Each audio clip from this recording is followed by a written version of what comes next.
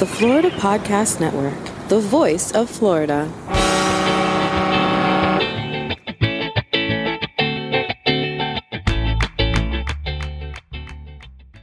This is episode 10A of the Finding Florida podcast on the Florida Podcast Network, Geek versus Gamer in the Southeast.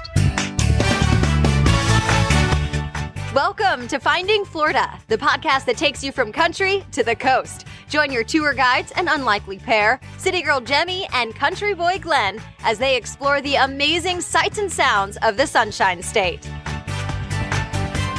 Thank you for joining us in this lead up to our 10th adventure of the Finding Florida podcast. We challenged each other to a little head-to-head competition through the southeast counties of Palm Beach, Broward, and Miami-Dade. It's summer, the season of the greatest competitions, from the Olympics and the World Cup to Survivor and Big Brother. So what better way to join in on the fun than with a head-to-head competition of our very own? That's right. Glenn and I are going Geek versus Gamer in the Southeast. I would be the geek. She would be the gamer. So all of the audio from that fun adventure of gaming our way through the three counties will be in our next two episodes, 10B and 10C. As a reminder, we are spreading our adventures out over multiple episodes now to give you more content more often, including each of our highlights. I think that's worked very well, too. I think that people enjoyed the... Yeah, we got great response. And you'll get to hear who won the competition over the next couple of episodes. We're not giving that away. Oh my gosh. And here are a few clips from 10B and 10C.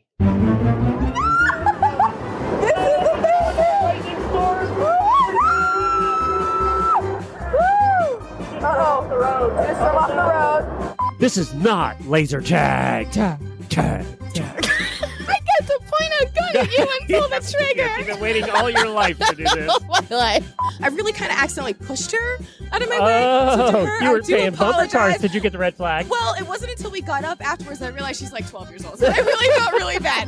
Players are forbidden from bringing in explosive, flammable, or sharp items, including, but not limited to, lighters, knives, penknives, and toxic chemicals. Oh, darn, there's the fun. Let's get started. My first problem is I couldn't even get my flashlight on. All right. Stop helping Glenn. Thank you for all the help. I'm trying to make it competitive. I appreciate that. She's crushing you, bro. Oh, is she?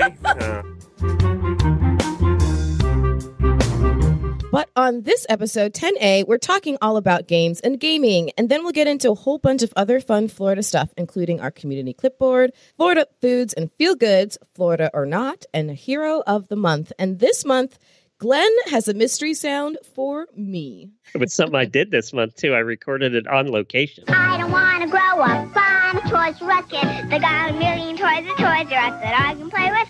I don't want to grow up. I'm a Toys R Us kid. They got the best for so much less. You really flip your lid. From bikes to trains to video games, it's the biggest toy store there is. Gee whiz! I don't want to grow up, 'cause baby, if I did, I couldn't be a Toys R Us kid. More games, more toys. Oh boy, I want to be a Toys R Us kid. Well, one of my favorite parts of the A episodes is doing a little bit about the history. Well, I couldn't do a history of a Because town. you're old, Glenn, so you remember most of it. I love history. I'm part of history. I love doing the history part, and we couldn't do a history of a town because we didn't do the town. So I kind of did the history of some of the games we got to play. Perfect. So some of the games you're going to hear that we challenged each other to that I might have won. Or I might have won. First was skee ball. I kind of wonder where skee ball came from. It was invented in 1908 by the guy by the name of Joseph Simpson. He was in Vineland, New Jersey. He licensed the game to two other guys by the name of John Harper and William Nice, who created the Skee Ball Alley Company and began marketing. The games were 32 feet long in 1909. Amazing to me. Just like gosh, games we have now and make them like twice as long. I mean, imagine throwing the ball on that ramp. So many, because we played last time I played skee ball with Jordan. First of all, that kid never stopped. Second of all, my arm felt like it was going to fall off, and that was what, like 10 foot. Imagine 32 feet. We played a lot of skee ball when we were out too in this adventure, but they didn't sell well for years. I wonder why. Because people were too tired. 32 feet. Where did you put it? So by 1912, only a couple of years later, one partner had died and the company folded. They weren't doing well. Well, what happened was a guy started playing it, absolutely loved playing skee-ball. He found one in Philadelphia. He loved playing it. He revived the company, kind of went in with these guys and revived the company. And they revived the National Skee-Ball Company and started making these games and selling more of them and selling more of them. They put one in Atlantic City in the Boardwalk, and that was it. It started taking off from there. So around 1920, they had the first skee-ball tournament in Atlantic City. Over 100 contestants played. By the way, they made the game much shorter then. Nobody liked throwing the ball half a mile. So in the end, they gave away $2,400 in prizes for that first. What was interesting, and we learned a little bit about this on our trip, is that in 1936, the Wurlitzer Manufacturing Company, do you know Wurlitzer? Yeah, they make the jukeboxes. They make the jukeboxes. They made organs and pianos and things like that. Well, they bought the company, kind of odd, huh? But they wanted a gaming division. So they bought the company in 36 and they made a ton of games. But then World War II came and they started making stuff for the military, kind of fell out of it. And then after the war, the Philadelphia Toboggan Company bought Wurlitzer out and started making the games, and they've been making skee-ball games ever since. Seems to make a lot more sense. I don't know. For some reason, skee-ball and toboggans kind of sound like a similar vein. More than pianos and organs. Right. When I see Wurlitzer buying gaming, I'm like, why don't you go for pinball? That seems like it would make more sense than skee-ball Wurlitzer, but whatever. I guess that was the thing. Pinball has a story. The pinball started as a lawn game in Europe. A lawn game? A lawn game where the balls were rolled into holes on the ground. Kind of like golf? Yeah, rolled them. Parlor versions of the games were called bagatelle. They were the bagatelle tables.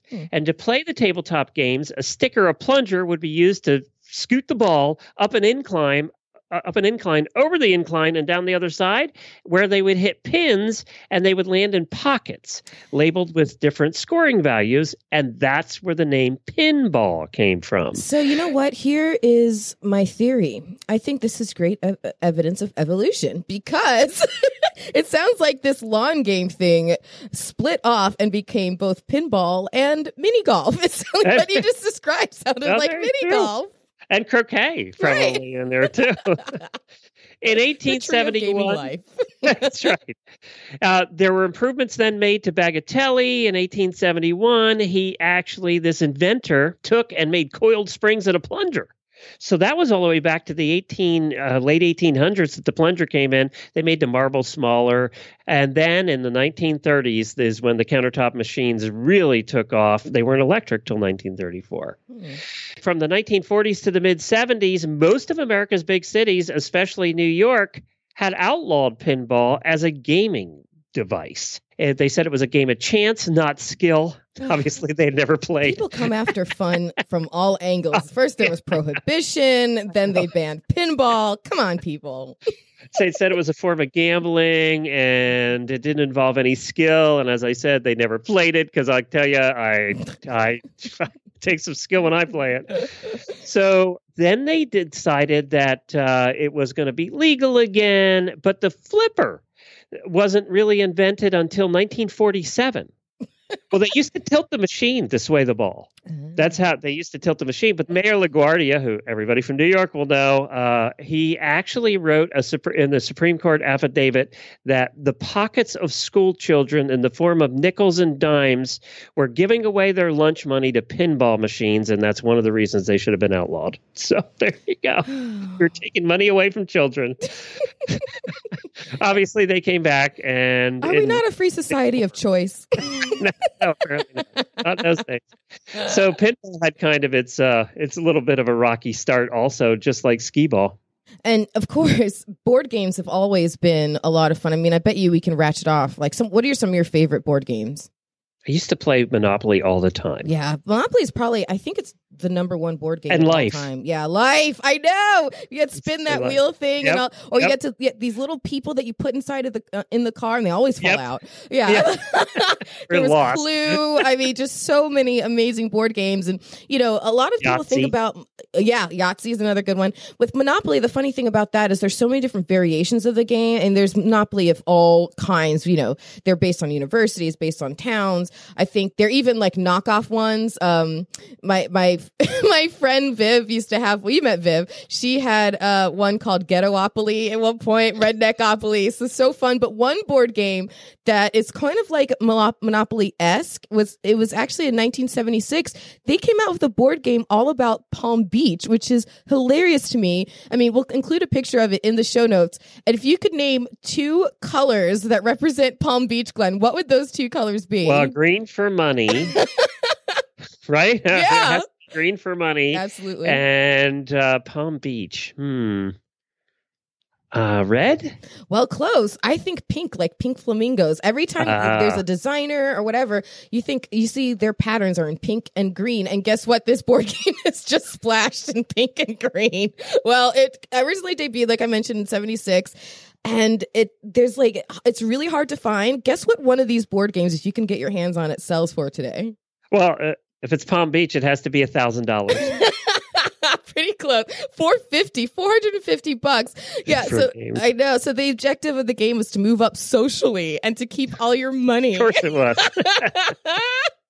So hilarious. So it is, all the spaces are themed, just like on Monopoly and stuff like that. Oh, and it has in there cards that you get and you can pull. It's funny stuff like spread a rumor or you're a socialite or whatever. It's just such funny stuff, but it's so Palm Beach. So if you can get your hands on one of those games for the low price, $450. Jeez, who knew?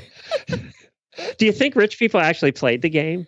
Or was this a poor person's game dreaming to they be may rich? have casually thrown the dice in the direction of the board while they sipped their whatever cocktail on their martinis. Exactly. Their blue That's about martinis. it. I don't think there was ever a completed game of Palm Beach in the history of the world. Well, then we moved through time. You went from board games and you had skee ball and pinball and, which were obviously decadent to society. Yeah. And then we came to the computer. And of course, the first video game. Yeah, video games really came on the scene strong.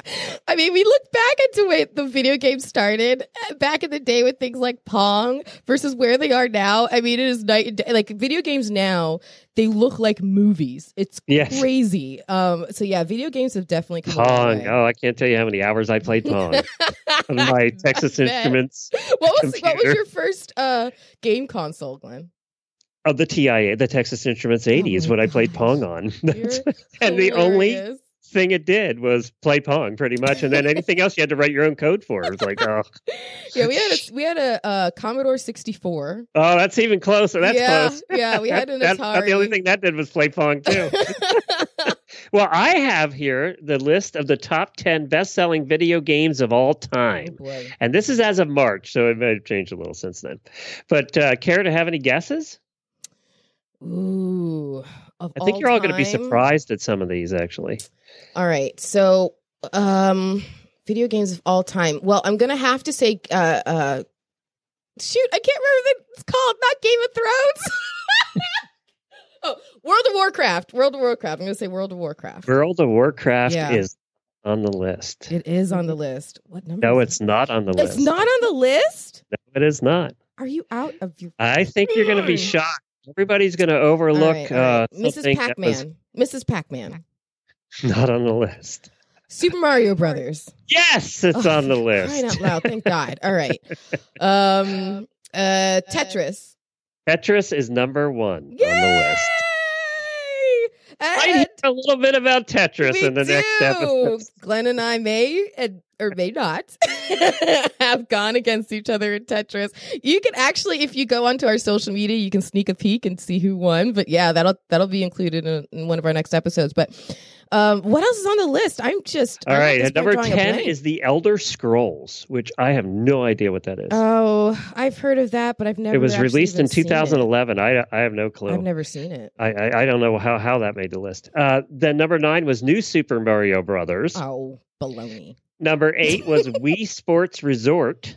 Because you remember the Wii was huge. Yeah, the Wii was huge. And you know, this was my hesitation with saying Super Mario Brothers, because Super Mario Brothers came with the console. So if you bought the console, you were buying the game. And the same way with the Wii. I think so. Yeah. It didn't. I think the sports was what came with it. And Tetris on the Game Boy. Yeah, was number 7.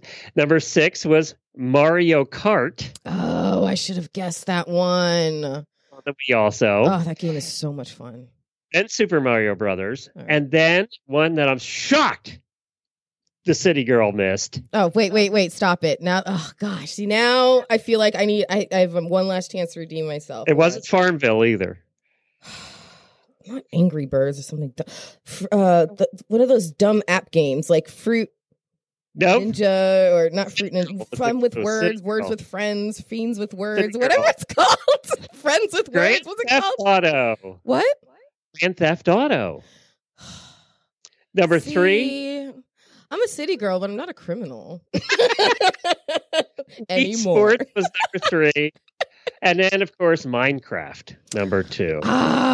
Okay, so I can never let Jordan listen to this episode because he will never let me hear the end of it that I didn't guess Minecraft. I'm such an idiot. And then, of course, Tetris on multi-platform Tetris was number 1. It was number 1 of all. That came out in 1989. Oh my gosh! You were like 2. I mean, whatever. Lodi. So those were the top 10 of all time. Now, this is done in March of this year. I think Fortnite probably has passed everything at this point. I'm, first of all, shocked that you even know what Fortnite is. A little bit impressed, to be honest. But yeah, Fortnite is massive. My son watches other people play on YouTube. And I know like some people, I actually saw an ad the other day. Get this. I saw an ad for Fortnite tutors that are $20 an hour. I'm like, they're tutors that will sit with you while you play Fortnite. There's a Fortnite camp I've heard about. I've heard about Fortnite camp, Glenn. Like, come on. Yeah, it's getting that level crazy. But anyway, someone who knows all about video games, he has seen the video game industry in South Florida blossom because he's kind of had a role in it, is our good friend Danny Pena of Gamertag Radio, who we chat with next. Since 2001, Danny Pena, who is out of Miami, has been helping create the video game community here in South Florida. He was one of the early pioneers of podcasting, having founded his show, Gamertag Radio, in the spring of 2005, a few months before iTunes even launched its podcast platform. I don't know, who has been podcasting longer, you or Danny, Glenn? Oh, Danny. Maybe by a couple of years, actually. Well, Danny, better known as Godfrey. I think I'm older, but he's been in it longer. Yeah, you're definitely older. But he's better known as Godfrey in the gaming community, and he's now also an inductee into the Podcaster Hall of Fame, a distinction that will likely forever evade the two of us. But he is joining us today to talk about video games and gaming in Florida. Welcome, Danny. How's it going? Hello, everyone. Thank you for inviting me. Thank you for inviting me. And yes, Glenn, I'm much younger. Way younger. My goodness, way younger. So tell us about how you got into video games and got started. Where did that passion for gaming come from? Way back in the 80s, my grandmother bought me an Atari 2600. So that was like my first video game console. Yeah. After that, I just became a huge fan of gaming. I was playing that nonstop, and then Nintendo. Wait a minute. We got to go back to the Atari. What game was first? Do you remember? Defenders. I had Defenders. I had Asteroids. Yeah, of course. And I can't remember. I think those are the first two. And Pac-Man. I had Pac-Man. But Asteroids and Defenders were like my favorite ones at that time. Yeah, there were some good. I mean, I think the first game console that I had was the Commodore 64. Glenn has mentioned that his first one was the Texas Instruments 80. I mean, my gosh. Oh my god. Do you still play? Yep, I am definitely older. What year was that? It had to be in the 80s. I mean, it had to be late 70s, early 80s. In the early 80s, the TIs came out. They were one of the first computers. We could only play Pong, Danny. That was it. I mean, there was nothing else. Wow. It really wouldn't do anything else. I mean, at least when Atari came out with only the one game, they didn't expect you to program the rest. Write the code. The Texas Instruments did. Apparently, they're like, you guys can make the rest of them. Yeah. That's crazy. Danny, what are some of the classic games that you still get into? Oh, I play a lot of Super Nintendo games. Still to this day. I play a lot of Mario Kart, Star Fox. I love like Zelda. A lot of RPG games like Final Fantasy, stuff like that. Games, by the way, role playing. For those that don't know, but yeah, I still to this day I play because I have the Nintendo Classic and the Super Nintendo Classic that came out a year or two ago. Nice. So it has like multiple games in that little system. You connect it to your TV in HD. And it looks great.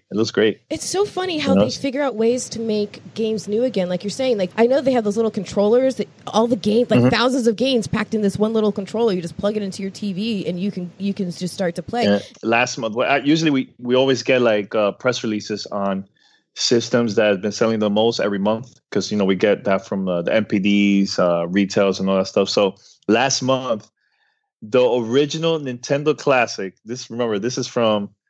It came out back in the 80s, and they just released it two years ago, in HD, and it's the same games. That system also PlayStation 4, Xbox One, and Nintendo Switch, like all the current consoles, and that one sold. Yeah, that is crazy. I totally believe it. I love that. You know why I believe it? I believe it because all the kids who were from the 80s are now grown, and we have jobs, and we make money, and we still spend it on video games.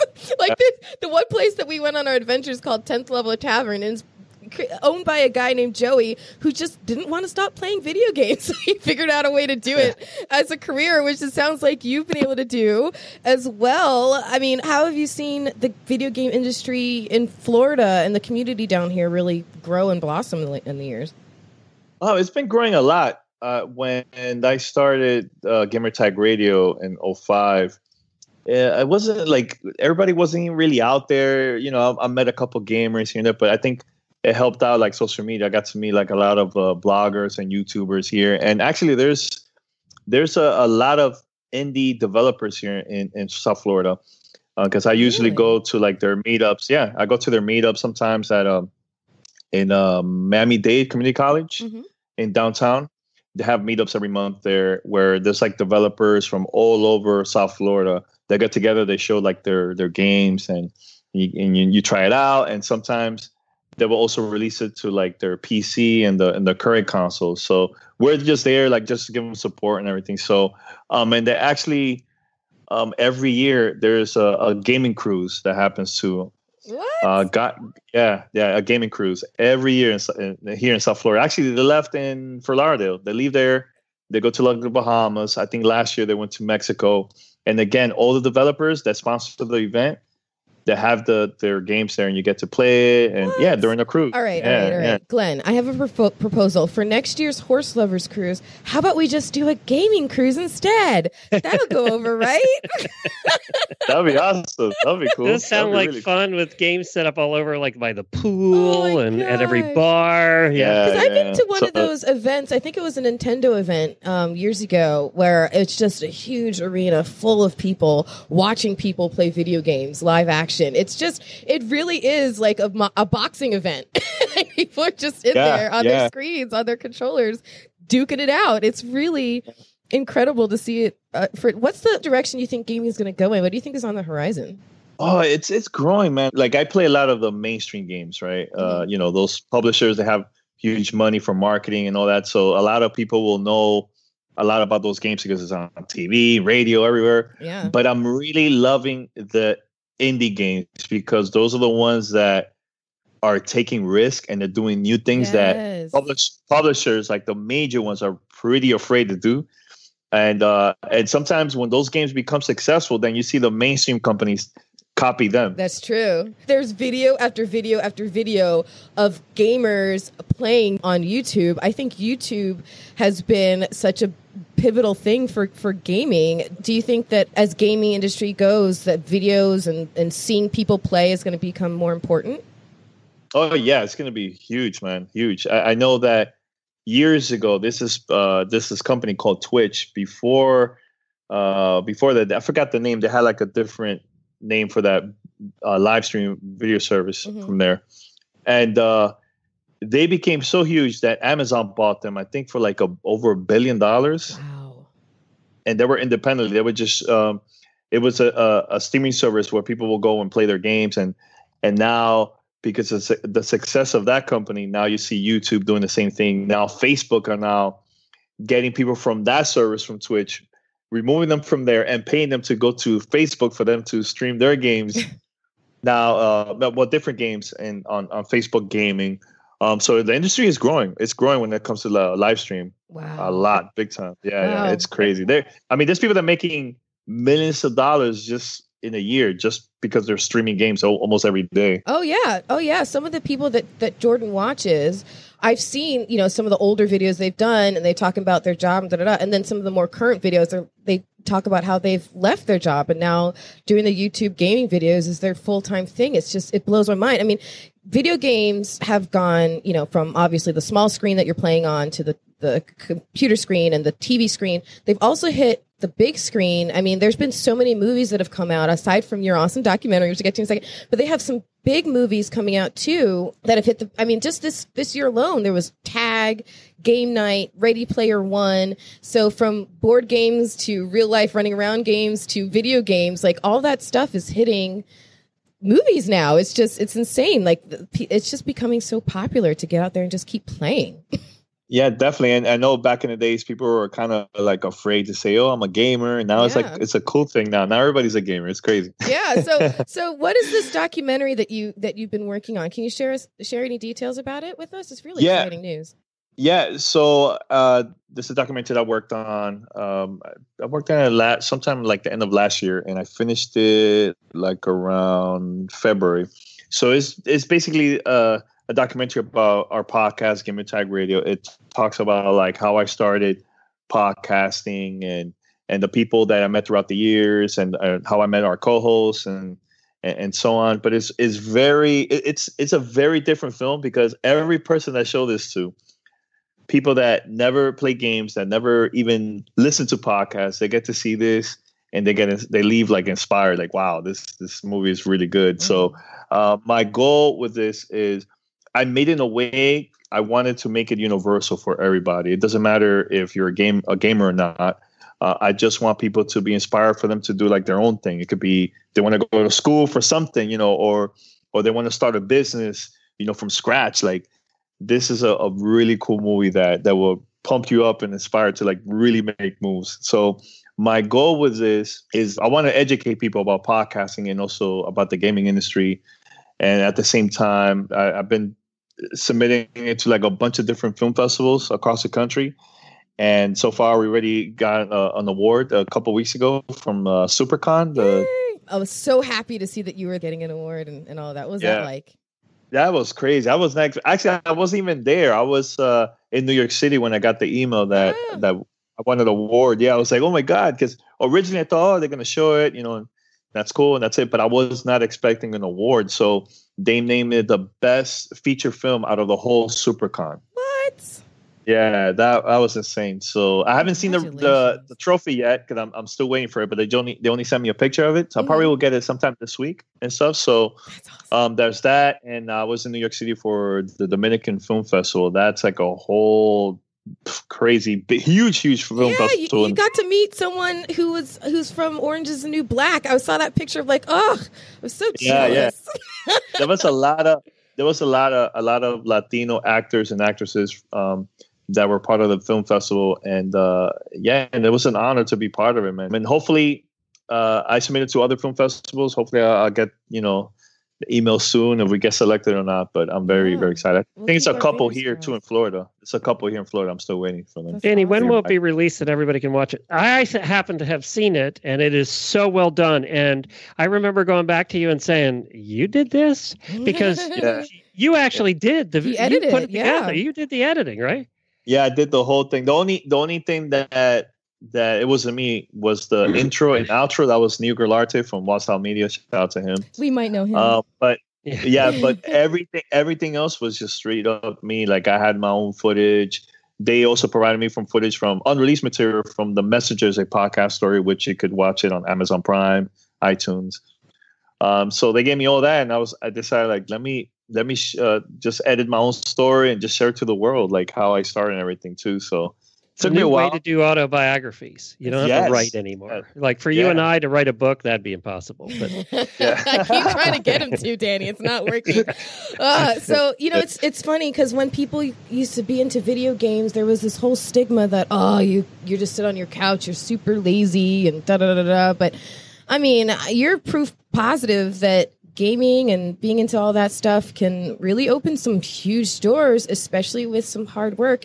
And I have actually a little bit of homework I want to offer to you and all of our listeners. I don't think there's much of an opportunity for me to teach you anything about games, Danny, so I'm going to take this chance while I can, because I have a feeling you haven't heard of this before. I'm just crossing my fingers that I'm right. So after we hang up, I want you to, and all our listeners, to go to vogue.co.uk.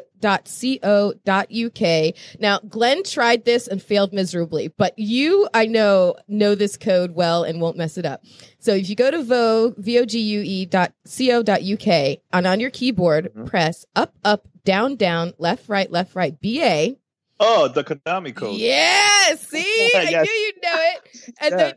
And then you just keep pressing A over and over and over again. Something really funny happens. So, really? Yeah. Okay. So make sure you go to that website and check it out. And I think you'll be in for a nice little treat. But having you on here was a huge treat for us. I mean, we've been friends now for, I'm so happy to say, a couple of years. And I know you've been friends with Glenn for a lot longer than that. And it's just always a pleasure, Danny. Thanks a lot. And it's cool every time I go to an event and Glenn is around, and we sit down, we talk about a lot of things. So it's a lot of fun, and hopefully we could do that again soon. Absolutely, right? Miss you, man. Well, we got to do Miami one of these days for one of our adventures, so we're definitely going to be letting you know. Danny, where can they find your show? What do they look for? Go to gamertagradio.com. We're there, and if you want, you have a podcast app. Doesn't matter which one. We're everywhere. Spotify, Apple Podcasts, Google. We're everywhere. Just put Gamertag Radio. You'll find it. Based out of Miami, Gamertag Radio is all about video games. Since 2005, hosts Danny Godfrey Pena, Paris Lilly, and Peter Toledo have been gathering all the latest news and coverage related to the gaming industry and delivering it straight to you. Join them for their twice-weekly award-winning podcast and check out their website, which they've grown to one of the largest and most respected gaming information sites on the net.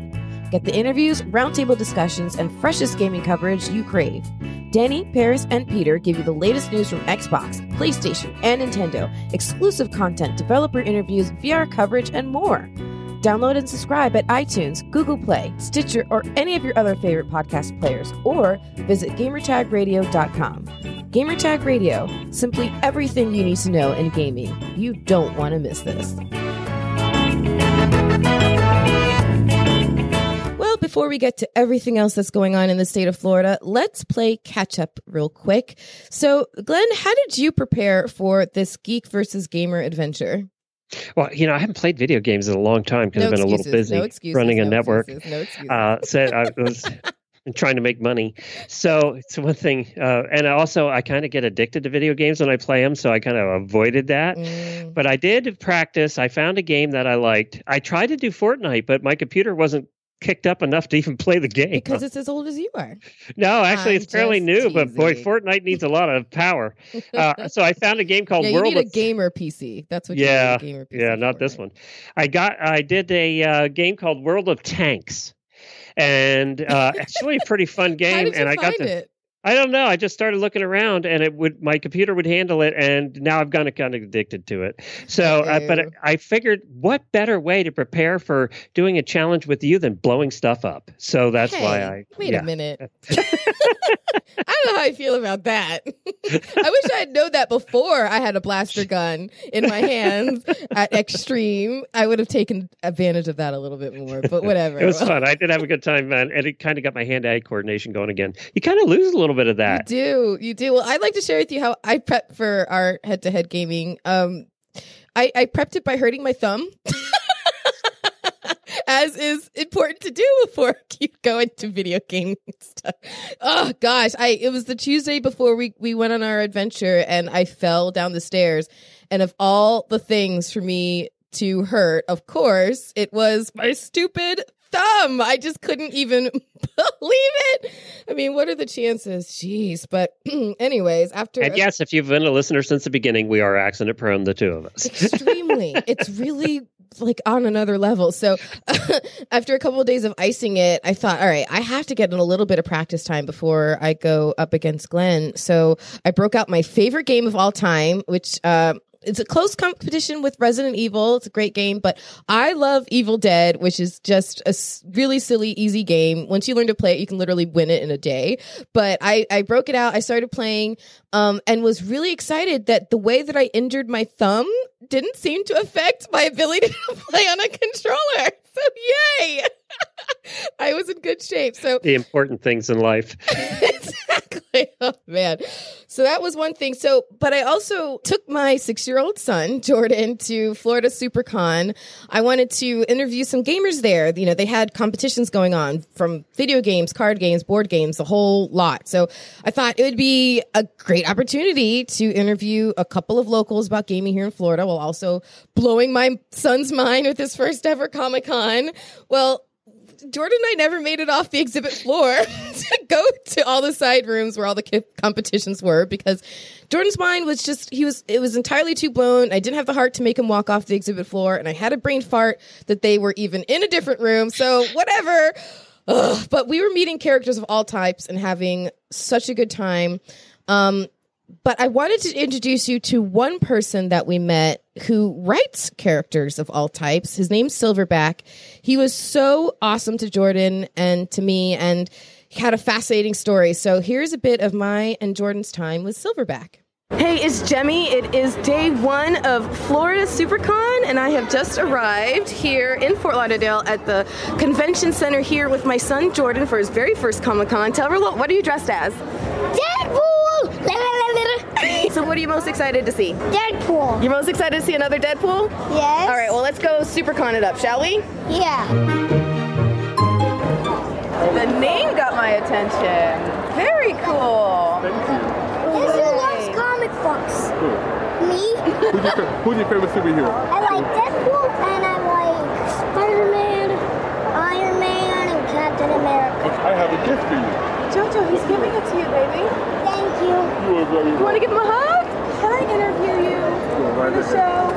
Okay, can I come back here and do it? Okay. So this is Jemmy over here for Finding Florida, and I am at the Florida SuperCon. We're wandering around the aisles. I got struck by the name of your company. You are Silverback. Yes, I am. This is Silverback Inc. I am an independent comic artist. I'm also the owner of a publishing house, Silverback Publishing. So tell us about these books. I was dying laughing.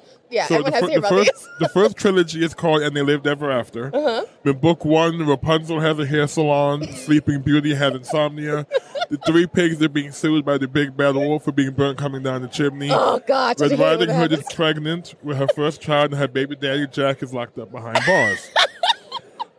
In book 2... Totally bizarro land. I love it. It gets better. In book 2, we have an election for the new governor of Candyland. The former governor, the Muffin Man, has passed away. Oh, poor Muffin Man. His intern put gunpowder in the recipe as opposed to baking powder. Oh, and the on purpose or on accident? We don't know yet. Ooh. If you buy the book, you could probably find out. That's true. And the muffin shot out of the oven and killed him. So how many books altogether are we talking about? I've done 9 books. Wow. I have my autobiography called Silverback that I wrote specifically for children who like to draw so they know the trials and tribulations of how to persevere and move forward. You're at this booth now. How much work has gotten you just to get to here? I've been doing SuperCon for 6 years. It took me about 3 years to get everything up to where I'm happy with it now. But when I mentioned to you guys that we are going to be gaming, you mentioned Glitch Bar. So clearly you guys are familiar with arcade games and yeah. Do you get into that stuff too? I do. Do you nerd out? What do you nerd out with? I have a PlayStation 4. I have an Xbox One. I have a PC. Favorite game of all time, the Kingdom Hearts series. Oh, okay. I'm waiting patiently for the next one. I love Final Fantasy. I love It's a classic. Anything role playing. What Final Fantasy are they on now, by the way? 852? 15. I think it's 15. I think 15 was the last one I got. Oh my gosh. Okay. Whoa, I'm just so excited that I met you. I think your story is fascinating. What you're It's doing even better when you read it. Hint, hint. There you go. So where Wink, can people wink. go to get their stuff so they can read it? My website, www.silverback-inc.com. And with that, folks, we're out. So, Jojo, we just left SuperCon. What did you think, kiddo? Well, that was not what I expected. What did you expect? I expected, like, it was going to be like a whole nother age and a whole nother era. What did he say? A whole nother what? A whole nother age and a whole nother era. Oh. I don't know what that means. Oh, out of the mouths of babes. Who knows? But yeah, Silverback was great. He was so fascinating. We talked about so much more than we even had a chance to include right there. More about his books, his film company, his apparel company. I mean, the guy is busy. Super busy, but he was a great random find, and maybe we'll get to include his full interview in a special future episode, The People of Florida or something. But so even though we never made it to the gaming competitions, we definitely scored big with meeting Silverback. Well, just a quick reminder for you to go ahead and jump into the FPN Insiders on Facebook. It's a closed group exclusively for our super fans of the Florida Podcast Network shows, such as the Finding Florida podcast. And we'll give you access to early scoops, contests, and other special treats and other random posts that Jemmy seems to put in there that are bizarre. So, and our never know what's going to come. To get along on that train. So Jemmy and I look forward to meeting you in there.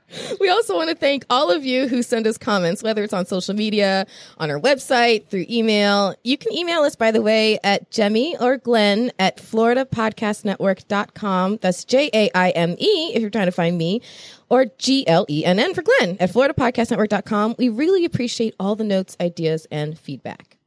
Guess what time it is, Glenn? What time is it? It's time for us to find out more fun stuff about the rest of the state of Florida.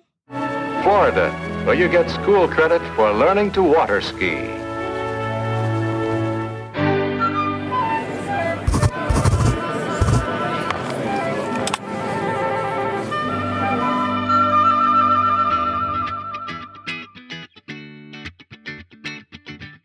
Well, I found a little interesting tidbit about South Florida here. Are you familiar with Airbnb, Glenn? Yep, I've used them. You have? Where have Yes. you used them? When have you used them? When we were out on our trip to Arizona. Oh, very, very nice. I've never done Airbnb. I actually only just took my first Uber and Lyft like the other day. So this whole I can't believe I've sharing beaten stuff, into these things. It's just the whole concept blows my mind. But yeah, but what's interesting, the tidbit I found was that one of the most desirable Airbnb rentals in the country is right here in South Florida. There's this little cottage. It's listed as, get this, they know how to write this, cozy and charming. It says, enjoy a tropical garden and beautiful pool, secluded with no eyes from neighbors. It's only $85 a night. Down where you are? Yes, it's right. And it's called Paula's Cottage. Just sounds lovely. It's located right in Biscayne Park in Miami-Dade. And I just was like, what? It's listed in the top 20 in the whole entire country for Airbnbs. It just blew my Look mind. ahead. Apparently it's popular. I know. For $85 a night, I'm like, as soon as I made that list, I doubled my price. Are you kidding me? So I just thought that was an interesting, random little tidbit for our community clipboard. So if you're looking for an Airbnb locally, you might want to sign up now if you want that one.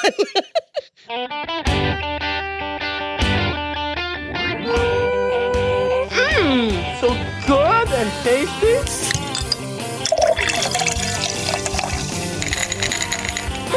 Tastes good.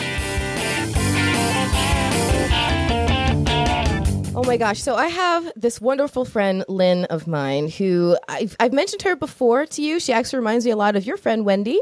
Yep. Yeah. So my friend, Lynn, she is hilarious. One of the most fun people I've ever met. And she always posts interesting stuff on her Instagram. And this caught my eye. She's riding a stationary bike, hands up in the air. And she's all excited and proud of herself and just like, look, Ma, no hands.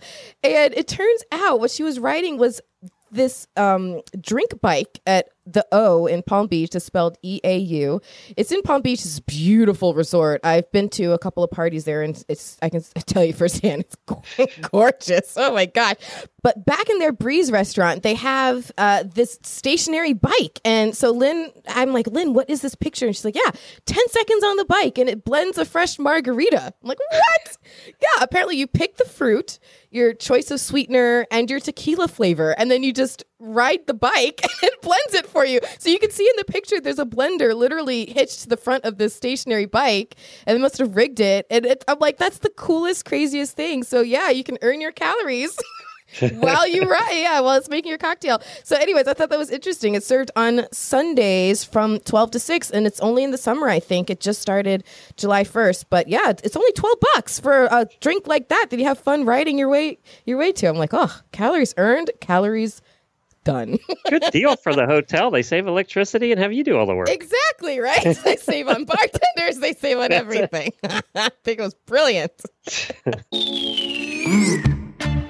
Well, it's time for the mystery sound of the month, where you all get to guess what sound I am bringing to the table. Wait a minute. This has always been my segment. What happened? Yes. What is this? Jemmy normally does it, but not this month. Whatever. I got it this month. And this was recorded on location at a super secret location. Now, was I on this location as well?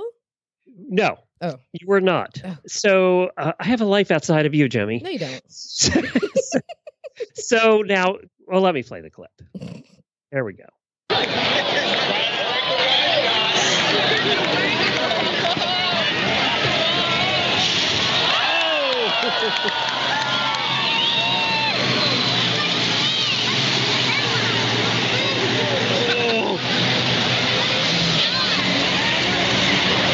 Okay, so I think I got it. Obviously, it's a what? Sounds like some sort of open air big event with a huge crowd. I don't want to give too many details. I think I have it right. Okay, well, I'll tell you, and everybody can guess. It was a race, but what was racing is what you. I think I know the answer. I think I figured it out. All right, don't give it away. No, I'm not giving it away. I'm just really excited because I don't think anyone's going to get this. So we gave you a clue. We know it's a race. I was in the stands, but what was racing? Ooh, and actually that's another clue because Glenn often posts what he's doing. So if you look around the social webs, you may find another hint as to what. How can they win? What do they do? Well, the first to email moi, Jemmy, at JAIME at FloridaPodcastNetwork.com wins a piece of FFP swag. You just got to email me with what you think the mystery sound is. So, okay, Glenn, please play it again so everyone can listen up one more time. Be the first to email me. Again, Jemmy at FloridaPodcastNetwork.com. And here's the clip one more time.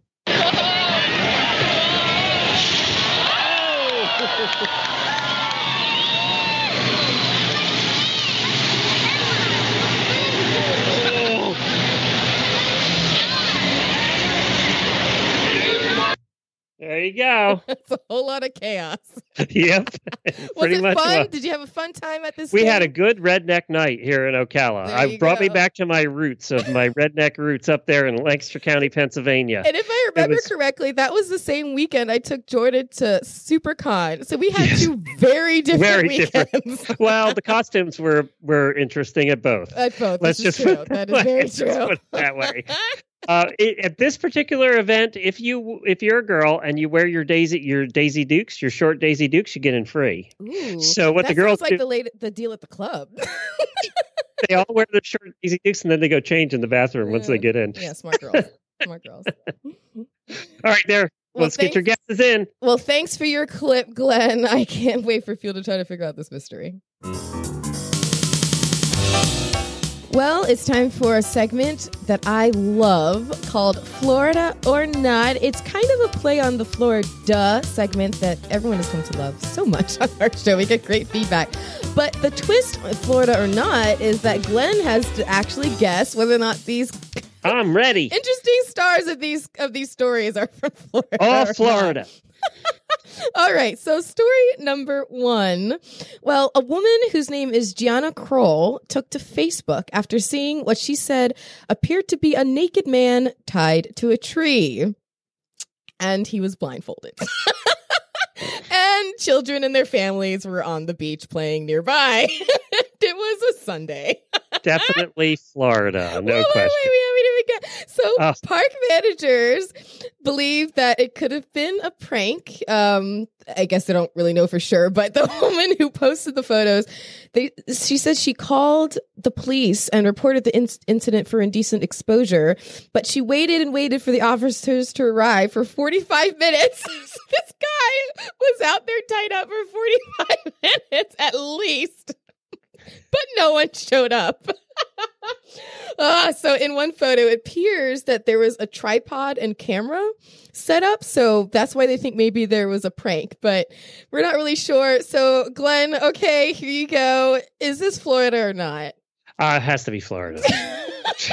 Ding, ding, ding, ding, ding. No question. Yes. It happened. Port St. Lucie. Nope. No. Good guess, though. It happened at Big Talbot Island State Park in Jacksonville. Oh, wow. It's not I know. On this. I know. So this story came from FPN Insider. Florida. So this story came from FPN Insider Steve Heath. So thank you, Steve. You've come through again on another episode. And yeah, we are famous for our naked Florida man. I don't know why they keep popping up. Somebody untied the poor guy eventually. Can you imagine the sunburn in Florida? Oh, God. So many tender parts. Okay. So story number 2. Eric Stagno, 34. Again, another naked guy. He stripped naked and did yoga poses in a crowded Planet Fitness. You can see his picture there, Glenn, his little mugshot. And what was the first thing you said? You asked me when you saw it? Oh, what, really? Was he the naked guy? Yeah, he was. He walked into the gym, stripped down at the door. Didn't even get five. He stripped right down as soon as he walked in, and then proceeded to walk back and forth a couple of times before he decided to settle on the yoga mats. Needless to say, police were called, and when they arrived, they found him there, completely nude, on his knees in a yoga position. Okay. I have a guess on this one. Florida, I don't think it's Florida. Not? Why not? Florida. I think it's going to be Berkeley, California. Oh, I totally get the vibe of why you said Berkeley. It sounds like it's either a crazy person San Francisco, or a hipster. one or the other. It's a crazy person. No, actually, this is ding, ding, ding, ding, ding. You're right. Not Florida, but it's Plaistow, New Hampshire, of all places. So what do you think he complained about, Glenn, when he was arrested? The handcuffs were chafing him. No! Keep in mind, this took place at the Planet Fitness, so he complained that he thought the gym chain had a judgment-free philosophy. Oh yeah, not that judgment-free, dude. Sorry. Judgment-free. Oh, my gosh. Okay, moving right along to story. And his blood alcohol content was about 6. We hope at least. Jeez. All right. Story number 3. A man allegedly. Wait, sorry. Okay. Story number 3. You know, you can make some really bad decisions when you're hungry, right, Glenn? Yep. Well, this guy did just. I get hangry a lot. Yeah. He did just that. 37-year-old Todd Tanner Shell was discharged from the hospital. And afterwards, he found. What do you see in hospital parking lots all the time? Ambulances. Yep. He found an idling ambulance sitting there unoccupied. It had just dropped off another patient, but he thought, ding, ding, opportunities. He took it. Oh, man. Well, the police were able to track down Shell in the stolen vehicle, and they booked him on 2 Class 5 felonies, including unlawful use of means of transportation and unlawful flight from law enforcement. So this guy was just a handful. And in their report, they noted that he intended to return the ambulance, so no harm, no foul, right? But, yeah, he was just going to get a sandwich and come back. But why do you think he stole it, Glenn? That's my first question. Was he really going to go get a sandwich and come back? His intention was to drive home and collect money so he could get a sandwich, claiming that, here you go, it was too hot to walk home. Oh, well, it probably was. Florida. You're going with Florida. Florida, yes. And by the way, this guy's mugshot looks like he's been in mugshots before. It's not his first time. No. Well, we do not own this one. This one belongs to Mesa, Arizona. But now, in his defense, Arizona gets dang hot. It's hot. It's hot. See, 120 degrees is still 120 degrees. Yeah, actually, weather sites recorded the high of the day at 115 degrees. So, and he had been admitted for a heat-related situation in the first place. But yeah, sorry, Arizona, you own this one. This one's yours. Well, he couldn't afford an Uber. His money was at home. So. All right. Story number 4, and this one comes with an audio clip. Well, police say a man accidentally shot himself outside of a room. Florida. Of a rooms to go. Go ahead and just play the clip, Glenn. Also in 7, gunfire outside a mall. A man shot by mistake. Officials say he was adjusting his pants when his gun went off. 7 News reporter Andrew Dimbert live where this happened. Andrew? That's right, Greg. This man shot himself while he was trying to pull up his pants outside of this Rooms to Go furniture store here. Take a look at the scene earlier this afternoon. I can tell you there was quite a bit of blood on the ground. Now, some employees tell us that this man was inside shopping for furniture with 2 other people when he either stepped out or he was leaving, decided to adjust his pants, and that's when he shot himself in the foot accidentally with a gun that he had holstered. Now, as for those employees, they didn't know what to make of this. They didn't know if this was some kind of active shooter situation or some kind of robbery. But once they realized that this man was in pain and this was an accident, they called 911 immediately. And the extent of that man's injuries to his foot unknown at this time, but we are told nobody else was hurt. As for the gun, police tell us that the man had it legally. He did have a concealed weapons permit. Right now, they're just trying to figure out how adjusting his pants led to him shooting himself outside of a furniture store. Because he's a dumbass, that's why. So, Glenn, do you think that's Florida or not? Florida, definitely Florida. Ding, ding, ding. Of course it's Florida. It involves a gun. Of course it's Florida. Shooting themselves. Florida or Texas. You didn't yet. Do you ever wonder in the movies they always stuff the gun down the front of their pants? What man in the right mind is going to put a gun pointed there? And the first time you hear a story of it going wrong, why does any guy ever do it again? It just seems like you I was just shocked he was shot in the foot and didn't take another part off. I was really shocked because they said a lot of blood. So that's what I was thinking. I know. Golly. All right. Last story. Here we go. Holster. Holster's a wonderful thing. A holster. So this final story also has an audio clip, and I'll just let you play it, Glenn. Okay. It is not every day we tell you about a stolen shark. This one only 2 feet long, not a predator, but still a shark taken from the aquarium on Saturday. We first told you about this today at 5. Still no sign of that shark. But Jesse Degollado reports police have impounded the suspect vehicle in this case, and they are now talking to a person of interest. Jesse joins us live in the newsroom. This has to be a first for a lot of people, Jesse. Me and the chief and the people at the aquarium. Now, this is called a horn shark because of the horn-like shapes behind its eyes. Stolen the day before Shark Week begins, much less. Police initially thought it was a hoax. I've seen a lot of dogs and cats stolen, but never a shark. They took the shark and put it into a wet blanket and threw it in a stroller and left with it. Cameras apparently caught 3 suspects Saturday afternoon with other visitors in the area. They went to the open-air exhibit that allows people to reach into the water to try to touch some of the fish. This is definitely somebody who knows what they're doing, what they had, and then when they're specifically for that shark. Police have been talking to a person of interest and pursuing other leads.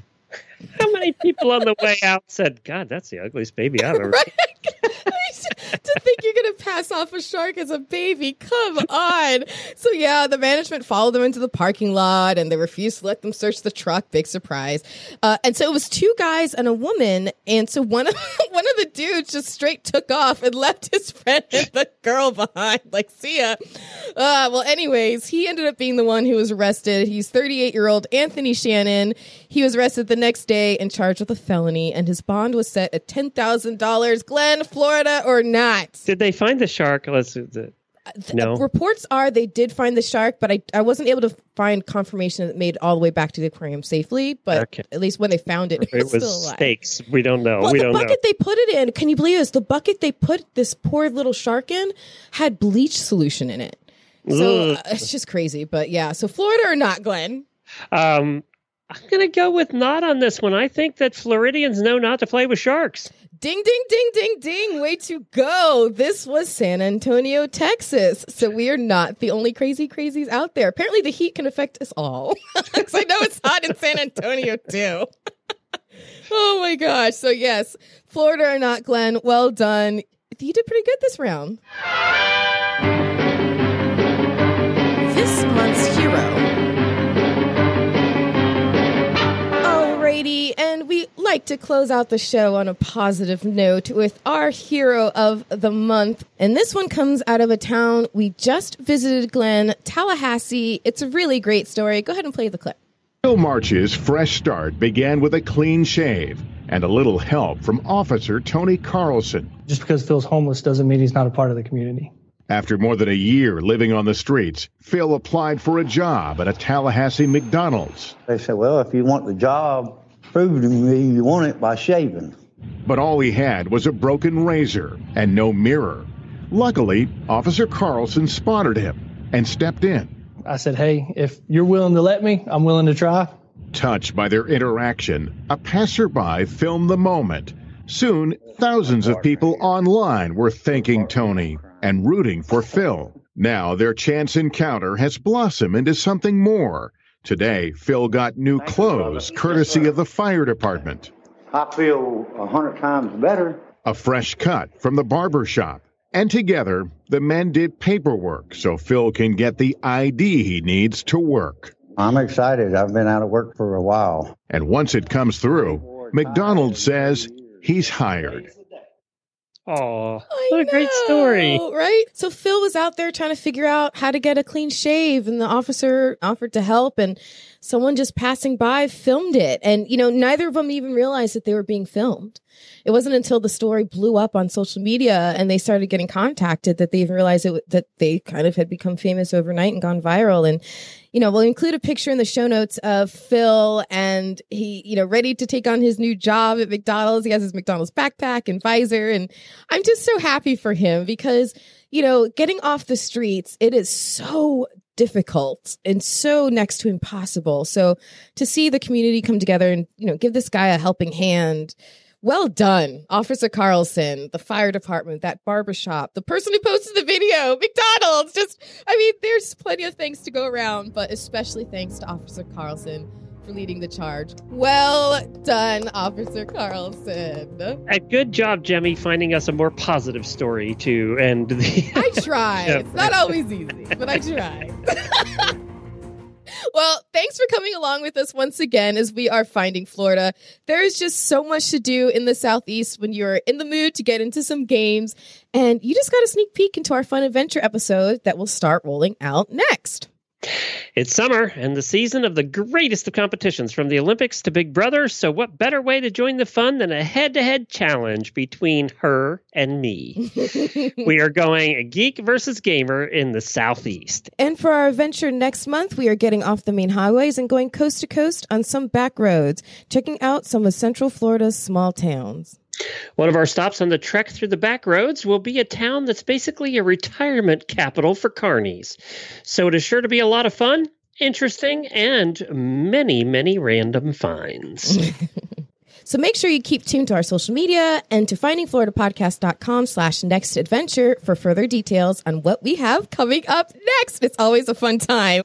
And to find us on social media or YouTube, just head to findingfloridapodcast.com for all the links, or search for Find FL Podcast. Check out our photos and videos. We do a lot of photos. We don't mention that enough. We do a ton of photos. They're always in the show notes for each episode, and they're a lot of fun. I know people go there and take a look at them. Please like, share, and leave us comments. And here's to your next adventure. From episodes 9, 10, and 9, 10. 3, 2, 1. Okay. Yeah. Are you going to start hiccuping because we're screwed down? No, they usually, at most, I'll have 3. Okay. All right, here we go. 3, 2, 1. Yeah, there was a road sign and a little stand. Shark steaks for sale, right there. Right there. You can cut that out. Didn't come out like I wanted to. Didn't come out like I wanted to. Cut that out. Okay. Guess what time it is, Glenn? What time is it? It's time for us to find out more fun stuff about the Bub stuff. I got a blooper. There's my job. You're taking my job. I'm the one supposed to get bloopers. All